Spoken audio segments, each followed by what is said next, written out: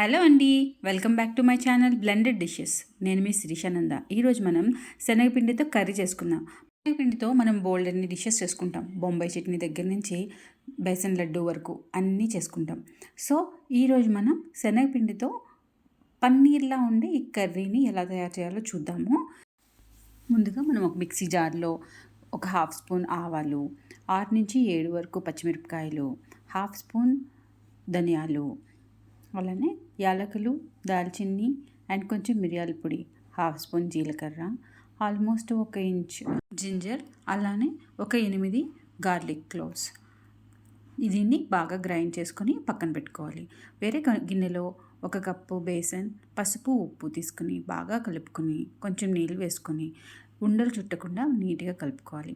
ముందుగానే మనం మసాలా వేసుకున్నాం, రుబ్బి పెట్టుకున్నాం కదా, దాంట్లోంచి 1 స్పూన్ తీసి దీంట్లో వేసి నీట్గా కలుపుకోవాలి. ఇలా కలిపి పెట్టుకున్న దాన్ని ఒక బౌల్లోకి ట్రాన్స్ఫర్ చేసుకొని దీన్ని తీసుకొని ఒక గిన్నెలో నీళ్ళు పోసుకొని ఆవిరిలో ఉడికించుకోవాలి. ఇలా ఉడికిన దాన్ని ఒకసారి చల్లగా అయినాక కట్ చేసుకొని దీన్ని తీసి ఇలా ముక్కలు కట్ అయిపోతుందండి. చల్లగా అయినాక కట్ చేసుకుంటే చాలా మంచిగా ముక్కలు వస్తాయి. తర్వాత ఒక ప్యాన్లో ఆయిల్ వేసి ఈ ముక్కల్ని బాగా ఫ్రై చేసుకొని తీసి పక్కన పెట్టుకుందాము. ఇలా ఫ్రై చేయడం వలన ఏమైనా సరే పచ్చిదనం ఉంటే పోతుంది అండ్ మనము కూర వండినప్పుడు అది విడిపోకుండా ఉంటుంది.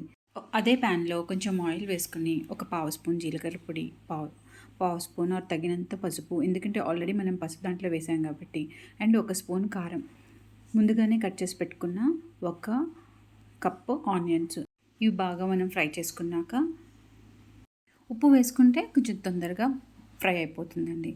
కొంచెం కరివేపాకు, అలానే biryani leaf or bay leaf తీసుకుని వేసుకుందాము. చాలా బాగా స్మెల్ వస్తుంది, టేస్ట్కి కూడా బాగుంటుంది. ఇవి బాగా ఫ్రై చేసుకొని దీని తర్వాత 1 కప్పు టమాటోస్ వేసుకుందాము. ఇవి బాగా మెత్తపడాలంటే కొంచెంసేపు మనం మూత పెట్టుకుంటే తొందరగా మెత్తగా అయిపోతాయి. టమాటోలు వేగేయలేదో చూసుకున్నాక మనం దాంట్లో ఆల్రెడీ గ్రైండ్ చేసుకున్న మసాలాను వేసుకుందాం.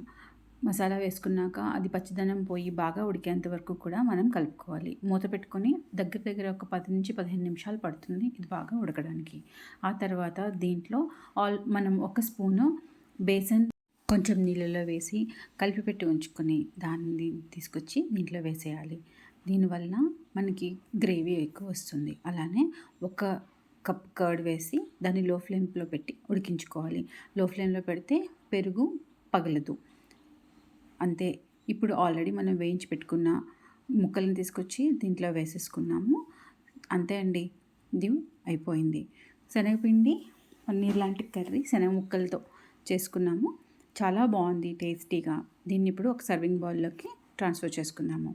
ఈ రెసిపీ కనుక మీకు నచ్చినట్లయితే మీరు లైక్ చేయండి, మీ ఫ్యామిలీ అండ్ ఫ్రెండ్స్తో షేర్ చేసుకోండి. Thank you for watching. For more videos please do subscribe to my channel. Thank you very much and have a good day.